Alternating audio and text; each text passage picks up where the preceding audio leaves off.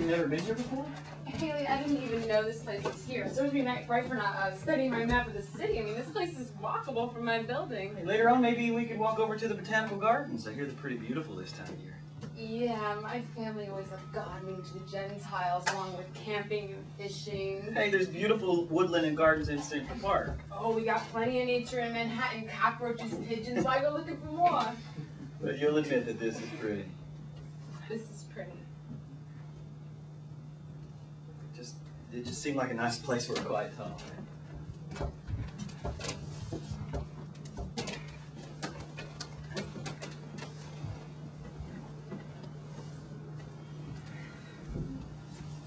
So, how much do you folks slip Bob Miller anyway? What do you mean? Is he actually on the Republican Party payroll? I mean, how does one buy media coverage outright? I really don't know what you're talking about. That man's post-debate analysis. LeBland was adequate. Sure, he didn't outright quack like a duck, but that makes him win. That makes him the next United States Senator. I was really proud of Brad. I thought he really held his own. Oh, sure, he didn't commit verbal suicide. You must have stuffed him full of sound bites and information like a turkey before Thanksgiving. But that doesn't mean he won. Public saw the debate I saw. We're ahead by 10 points, but I just wonder how you do what you do with Miller and why nobody objects to such biased media coverage. Hey, he's got Faye Etheridge up there with him. She's usually taking the other side. Sure, she's some effective foil. Well, given the general liberal bias of the media, I guess it would surprise you to hear a dissenting view now and then, but the whole world can't be like the New York Times. No, most of the news world is more like Rupert Murdoch's Fox or his New York Post or General Electric's NBC or MSNBC or Sinclair Broadcasting. I mean, hell, most of the news world is so far right of Ebenezer Scrooge that they play along and apologize all the time for being too liberal. Oh, come on, Debbie. I admit that we have some conservative local commentators in this neck of the woods, but you're saying that you don't believe there's a liberal media elite? You think that religious people and people not from New York or LA, but people from the middle of the country get a fair shake? That they're just as visible? You think CNN and the networks are full of talking heads with health insurance for them and their families, and every one of them makes hundreds and thousands, if not millions, each year, and not a one wants to see the rich pay their fair share. And they've got the parent companies and sponsors interested in her who are 10 times as rich. And it's all been dumbed down and reduced to such a circus that a smart Democrat like Carl Sharp comes along, and if they don't hate him for growing up poor or fighting for the poor, they hate him for not tailoring himself for the box or talking in slogans. Do you honestly believe what you're saying? That man works the cameras like a Hollywood starlet. He times everything he does. He's scrappy on his feet, sure, but he'd rather have a sustained discussion. And it's the fault of the Republicans? If he can't give a long-winded speech on every news show, it's another right-wing conspiracy? In a way, yeah. I mean, Reagan came in and deregulated everything and dumbed everything down, and then we had happy news and tabloid news and entertainment TV and a couple of corporations owning every medium and writing their copy for them. But then again, Reagan was an old GE pitchman. They loved him for eliminating standards and soaking the poor, and they loved him even more because he was one of them. Crap. If Ronald Reagan came across as a hero on TV, it's because he was one. Cracking jokes when he was shot, genuinely good ones, to keep the people's morale up. Saying what he thought to Congress, to the Soviets, not giving a damn. He called the Soviet Union an evil empire because that's what it was. Mr. Gorbachev, tear down this wall. You think that was scripted? He had every aide in the White House begging him not to say that, not to risk offending the Russians. But he said it anyway, and down came the wall. Just like that, right? Well, let's just say it might have had a little something to do with it. He made what seemed impossible, the end of the Cold War, seem possible and necessary. That's leadership to my way of thinking.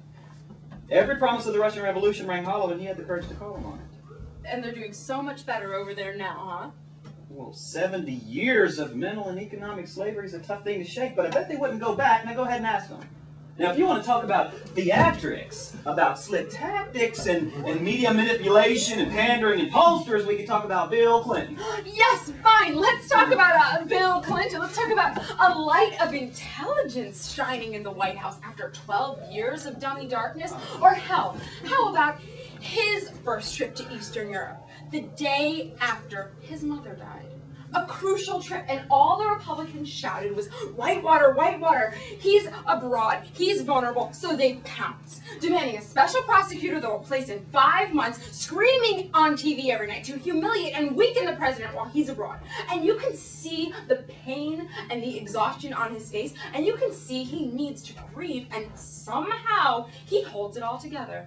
calms Russian fears, calms Eastern Europe about Russia, buys up and destroys all those loose nukes Bush Sr. left rattling around the Ukraine, creates guidelines for NATO, and a framework for a post-Cold War world. Now, that's presidential heroism. That's courage in the face of a disloyal opposition. Or hell, how about Clinton breaking his heart trying to get us all health care? I mean, no poll or focus group told him to do that.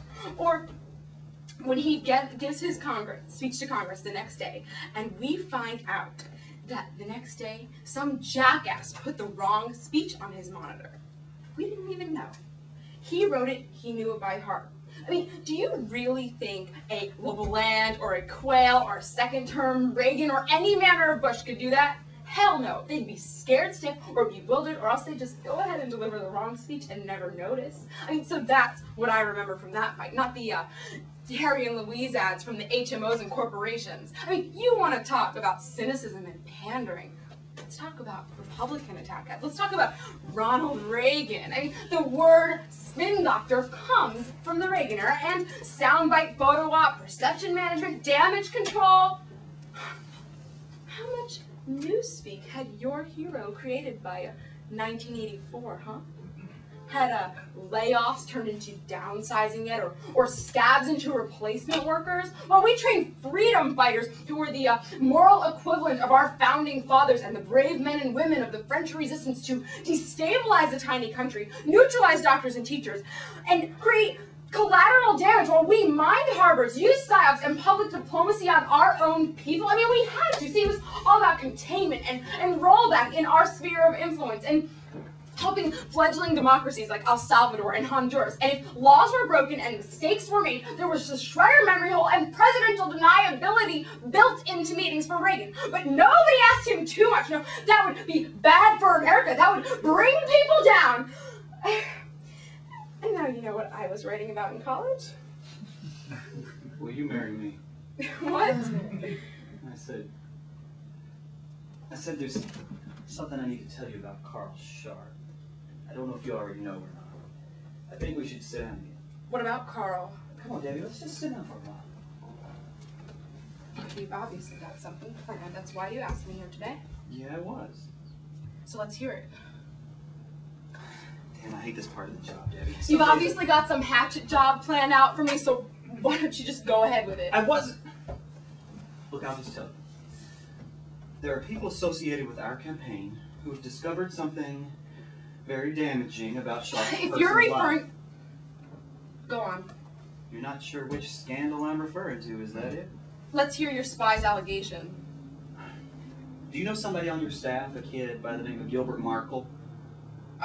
Yeah, he's some envelope stuffer, volunteer. He does not work closely with Carl. He has no insight into his life, whatever he tells you. He hasn't told us anything yet. But somebody else on staff says that Gilbert Markle has gotten very close to Carl Sharp, inappropriately so. Who would say such a thing? Ray Munson. Ray Munson? He's Carl's speechwriter. Oh, not anymore. As of today, he writes speeches for Bradley LeBland. He's a Democrat. Again, not as of today. He just turned in a speech on the promise and challenge of hog farming that would bring tears to your eyes. And invented this ridiculous story to get onto your team. Ray says Gilbert told him all about it. Was gushing on about Carl Sharp. And Gilbert told you it didn't happen. Gilbert isn't talking, but there are people working on him. The same people that made overtures to Ray. People are putting together these attack ads, waiting for some big revelation. Debbie, some of the things Carl said in the debates really put the fire god into some of the interest groups. I'll bet. And you're here telling me this because... I told Brad I was coming here. He didn't want me to, but I hate this kind of thing, Debbie, and I don't want to see our campaign go there. Oh, you poor thing. So what I told Brad was, let me tell him we have this, and we'll give him the opportunity to quietly withdraw. We'll keep it out of the media if he does. Hell, we don't even have anything solid yet. No, you don't. But he would still have his seat in the House and maybe another Senate run some other time. We're not out to destroy his career, but like you said, we are behind in the polls. And I can't keep certain people from going public with this story. Oh, well, really, Haley, it's so noble of you to try, though, coming here with this offer that we back down so Dumbo can sail right on in. I don't even know if I should be here. This is the best thing with Brad. You had this whole thing scripted from our first... That is not true. Well, here's something you may not know, that Brad may have neglected to tell you that you've left out of your calculations. Whatever may or may not have gone on between Carl Sharp and some staffer most certainly went on back at Princeton between Carl Sharp and Bradley LeBland III.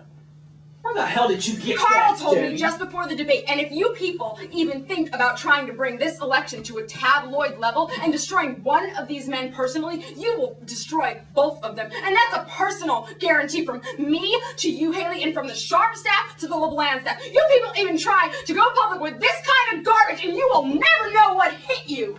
And now I think I'm going to have to check out those botanical gardens some other time.